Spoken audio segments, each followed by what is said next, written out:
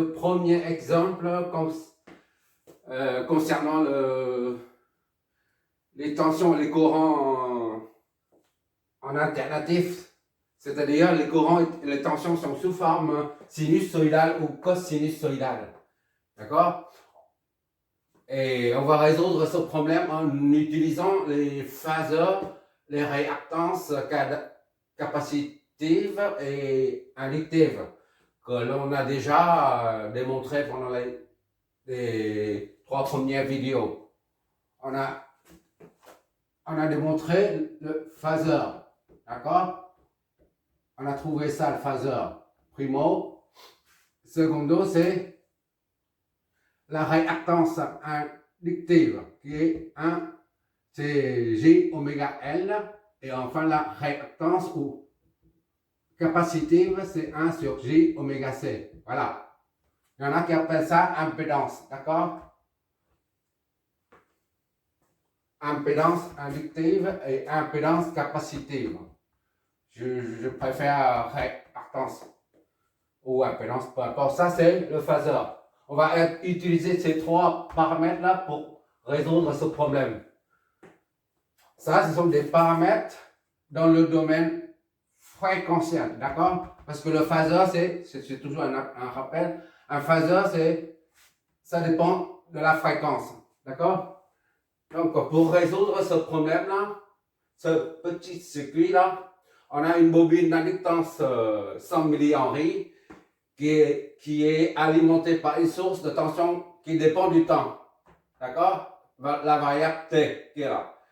La source est sous forme cosinusoïdale, dépendant du temps. Maintenant, on va transformer ça, la source du domaine temporel, en une source dans le domaine fréquentiel. D'accord?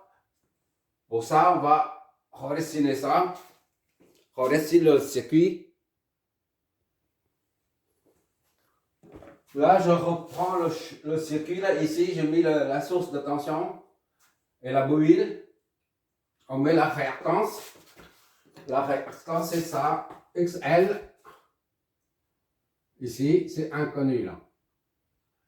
Déjà, on met L est égal à 0,1 Henry. D'accord? Voilà.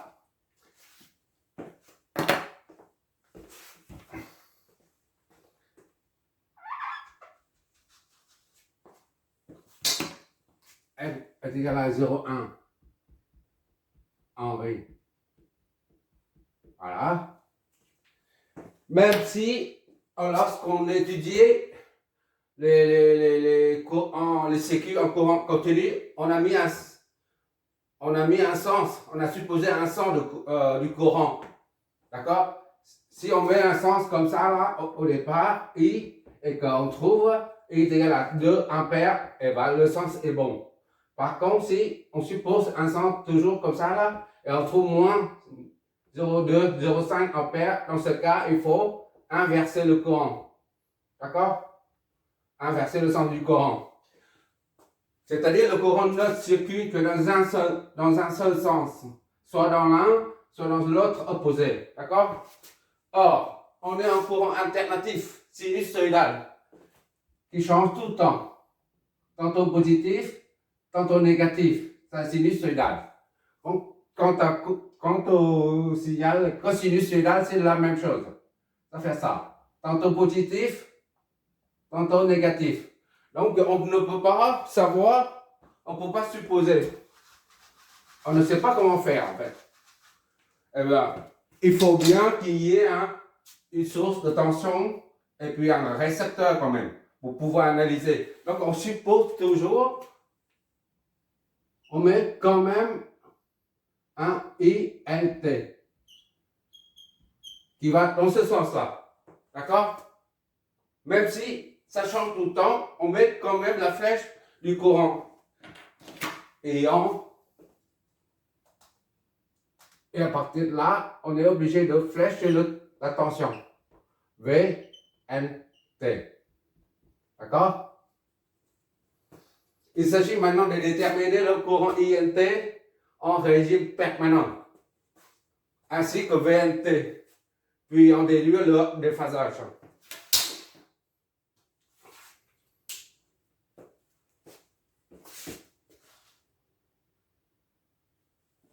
La tension d'ici à là on appelle 1.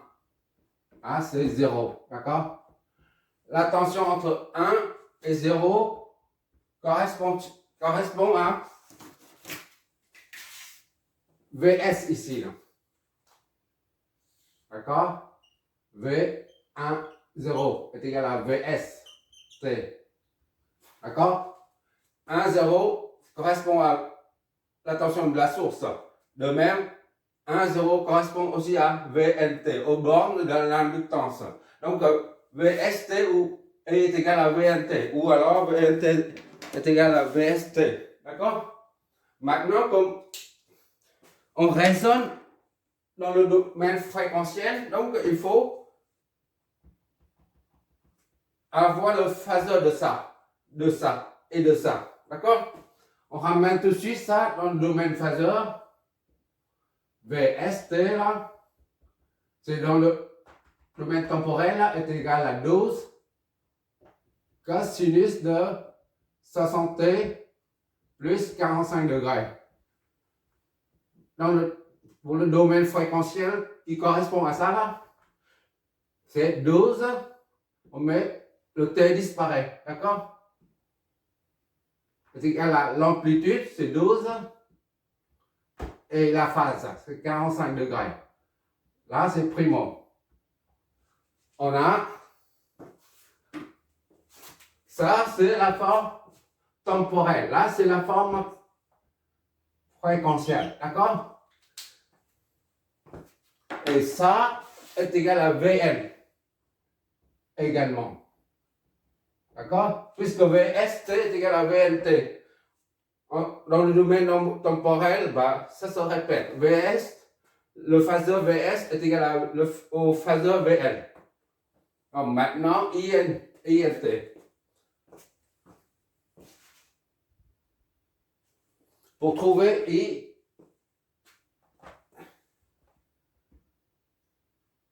INT là, NT, ça c'est dans le domaine temporel. Dans le domaine phaseur, qu'est-ce que ça fait? Qu'est-ce que ça donne? Ensuite, sachant que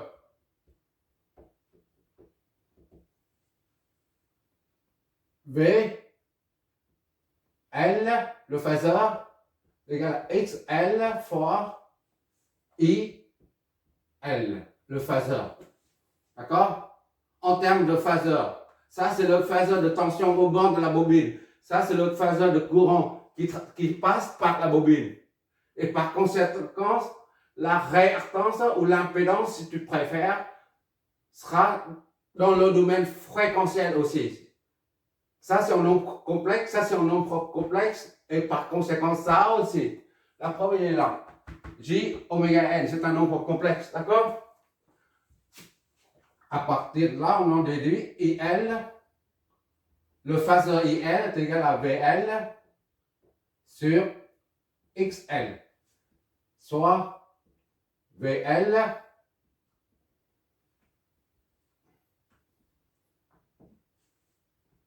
IL est égal à VL sur J oméga L, d'accord? Ça c'est 0, ça c'est 1.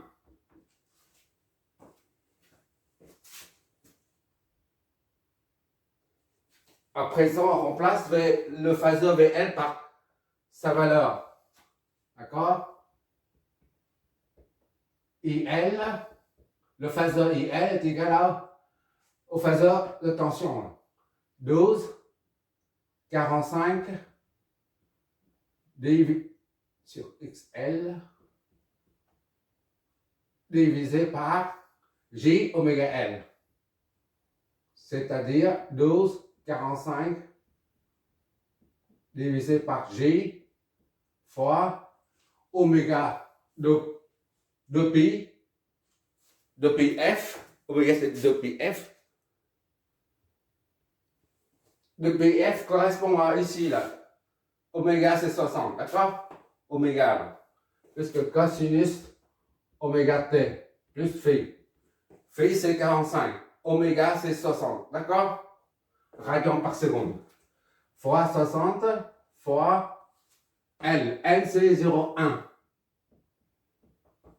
D'accord? Ça fait 12,45 divisé par 6G. D'accord? Ça fait 2,45 sur G. D'accord? 12 divisé par 6 fait 2. Maintenant, et en haut, on a le phaseur ou un nombre complexe. Les hommes vivent comme nombre complexe, d'accord? Pour simplifier les choses. Et en bas, tu as aussi un nombre complexe. Pour transformer ça en phaseur, comment tu fais en fait? Tu as ici Z. D'accord? X, ça c'est G là. Ça c'est G là. D'accord? Ça c'est 1, 2, ainsi de suite. G, 2G, 3G, ainsi de suite. Ici c'est Z, pour le cas général, est égal à 3, 4G. 3 plus 4G. D'accord? Ça c'est partie réelle. 4G. D'accord? Jusque là. Et maintenant, tu as la même chose. Ici c'est G, 2G, 3G, ainsi de suite. D'accord? Disons, tu as ici 3G. Ça, c'est le vecteur. Là, c'est le vecteur que je trouve ici. Là. D'accord?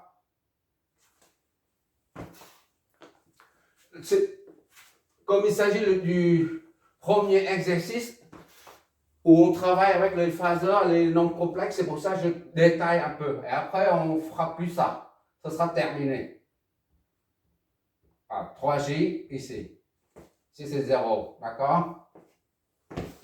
Là, tout à l'heure, c'est le nombre complexe qui est comme ça. Maintenant, c'est comme ça. Vertical. D'accord? Ça, c'est... Ici, c'est Z. Le point Z, là. Tout à l'heure, le point Z se trouve ici, là. Le nombre complexe se trouve là. Maintenant, il se trouve là. Là, c'est-à-dire Z est égal à 0 sur l'axe. D'accord? Plus 3G. C'est-à-dire Z est égal à 3G. 3, c'est pas Z, d'accord?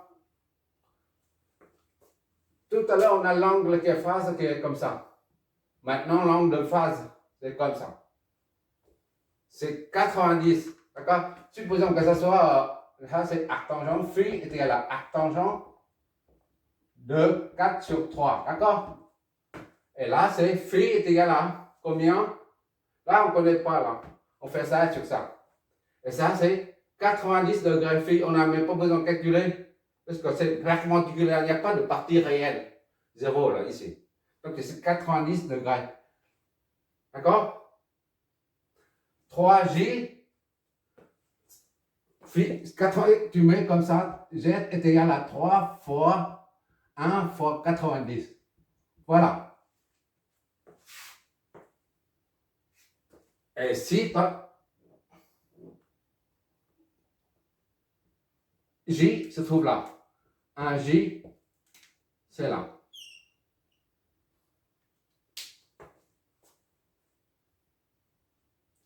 Et bien, le Z se trouve ici. D'accord? Z est égal à 0 toujours, plus G. Soit Z est égal à G. C'est toujours 90 degrés là, ici. D'accord? Donc, G est égal à 1 fois 90. D'accord? Et pour revenir ici, là, G, donc on remplace par 1,90. Je ne sais pas si c'est pas, tu es familier avec cette manipulation des nombres complexes. Bon, et L est égal à 2,45 degrés sur 1 fois 90. Pour une multiplication de deux phaseurs, de nombres complexes si tu préfères, on multiplie les modules et additionne les phases. Pour une division, on fait une division de deux, on fait la quotient des deux là, et on fait la soustraction. D'accord? On fait la soustraction. Puisqu'un nombre complexe, ça fonctionne comme un nombre complexe, c'est comme ça, j'ai fait là. Or, on sait que exponentielle, l'opération concernant les opérations concernant les exponentielles, EA sur EB est égal à EA moins B. D'accord? EA fois EB est égal à EA plus B. Ça, ce sont des nombres complexes. On peut le mettre sous forme exponentielle. Tu te rappelles, pendant les premières vidéos, on a dit G phi. Ah. D'accord? Est égal à cosinus phi plus G sinus phi. Voilà. Et ça, là, G phi est égal à phi.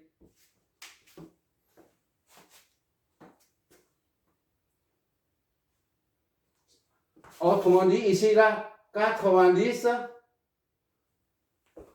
Et on a aussi une formule qui nous dit EJ pi sur 2 où EJ 90 est égal à J. Je ne sais pas si tu te rappelles, tu revois les 3 premières vidéos concernant l'introduction aux phaseurs et aux réactances inductives et capacitives. D'accord? Je n'aurais pas dû passer par là. J'ai pris la formule et puis c'est fait. J est égal à ça. J là, ici là. D'accord?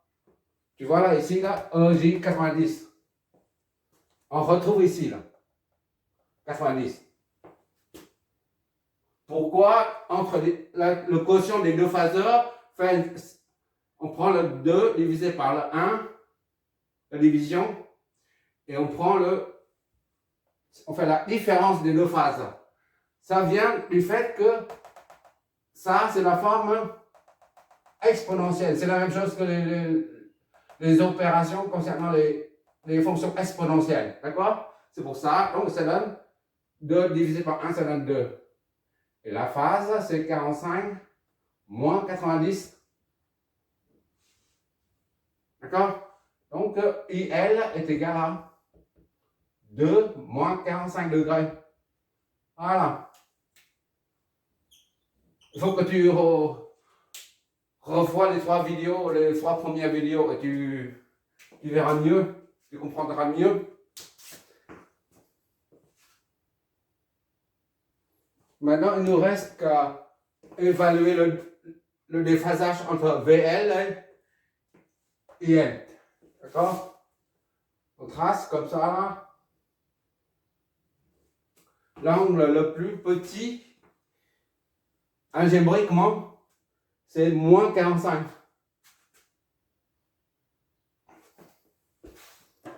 Moins 45. C'est 2. Moins 45. Ok, d'accord? Ça, c'est IL, qui est 2 moins 45 degrés. Et VL, c'est la même chose que VS. D'accord? 12 et 45. C'est dans le... Ah là. 45. Là, c'est...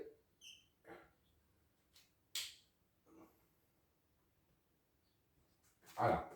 Là, c'est 45. D'accord? Ça, c'est VL. 12, 45. Voilà. Le déphasage entre les deux, comme on a dit, c'est, on part dans le sens trigo, on parcourt dans le sens trigo comme ça là. Et elle doit faire moins 45 plus 45 pour rattraper VL. D'accord? Comme j'ai insisté, il faut prendre la valeur absolue pour simplifier la vie. D'accord? Déphasage. Et donc, égal à moins 45 ici, là. D'accord? Plus 45 en haut. 45 plus 45. On détermine visuellement. D'accord? Et ça donne 90. Ça va, l'absolu, c'est 45. Plus 45. Donc, 90 degrés.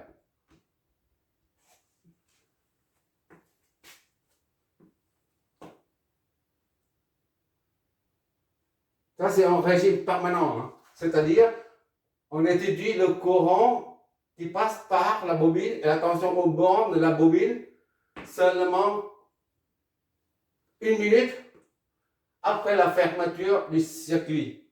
D'accord? Ce n'est pas à l'instant 0, t est égal à 0, ni t est égal à 0, 1 seconde. C'est au bout de 5 minutes ou 1 heure. Voilà. On se met dans une situation où t s'est écoulé depuis 1 heure. Voilà. Une machine peut fonctionner pendant plusieurs heures continues. Voilà, le déphasage c'est 90 degrés. Et NT est en retard. Et elle en retard de 90 degrés par rapport à la tension VL à ces bornes. D'accord? Il faut la source de tension qui est là. Dès que le courant passe, INT là, le courant passe dedans. Et ça crée tout de suite un champ, ça génère un champ magnétique qui est en expansion. C'est-à-dire variable quand même. D'accord? Et le fait que le champ varie, ça génère une tension. Ici, là. D'accord? Mais le courant ne passe pas à travers là. Juste entrer par la bobine là, et puis ça génère. La tension se pose directement, tout de suite. Ça stoppe tout de suite le passage du courant. Ce qui fait que le courant ne peut pas passer. Le courant passe un peu plus tard. D'accord? C'est pour ça qu'on dit, et elle est en retard de 90 par rapport à la tension à ces bornes. Voilà. Maintenant, pour exprimer ça, parce qu'en termes, dans le domaine fréquentiel, on ne voit pas grand-chose en fait. C'est très abstrait. Mais il est essentiel de mener les calculs dans le domaine fréquentiel. Quand on a affaire aux signaux, aux tensions, au courant sinus-sinusoïdal ou cosinus-sinusoïdal. En termes génériques, on dit alternatif. Alternatif, ça englobe beaucoup de choses. Il est essentiel et primordial qu'on étudie, on fait les calculs, mener les calculs dans le domaine phaseur et après on ramène, parce que nous, en tant qu'être humain, on a du mal à visualiser la fréquence. D'accord? La rotation, par exemple, une rotation 200 tours par seconde. Ça, on comprend à la limite. Mais la fréquence, on dit la fréquence. Alors là, la fréquence, nombre de tours. C'est comme R, 50 R par seconde. Ça, c'est la fréquence. D'accord? Mais une période, on comprend mieux. D'ici à là, c'est une période. C'est 20 millisecondes, par exemple. Alors là, on comprend. Et après, une autre période. Ça, on comprend facilement. Deuxième période qui est 20 millisecondes encore. 2 périodes, ça fait 45 millisecondes. Ça, c'est... On peut visualiser. Tandis qu'une fréquence, alors là, c'est très abstrait. D'accord? On calcule, on dimensionne, on met les calculs dans le domaine fréquentiel. Parce que les maths, c'est abstrait. Donc, ça ne nous dérange pas de calculer dans l'abstrait. Par contre, pour visualiser, maintenant, il faut ramener ça là au domaine temporel. C'est-à-dire, VS, ça donne l'amplitude, on remet VST, VN, aux bornes de la bobine, VN, T est égal à l'amplitude 12 cosinus de oméga, la pulsation ne change jamais. Elle est constante. C'est 60 T plus 45 degrés. D'accord? Ça, c'est en volts. Et INT, ça, c'est le phaseur, nombre complexe. Ça donne INT est égal à l'amplitude, là, 2 fois cosinus de oméga t, c'est toujours du pareil au même, plus ça, c'était moins 45 degrés. Là, c'est ampère. Ça, par contre, on voit. D'accord?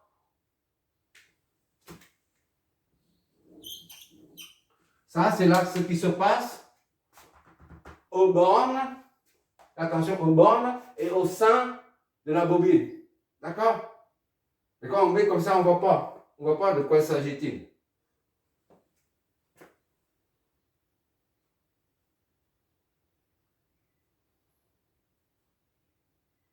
Bon, on va faire un deuxième exemple avec un condensateur. Et à partir du troisième, on va compliquer les choses. Merci d'avoir regardé.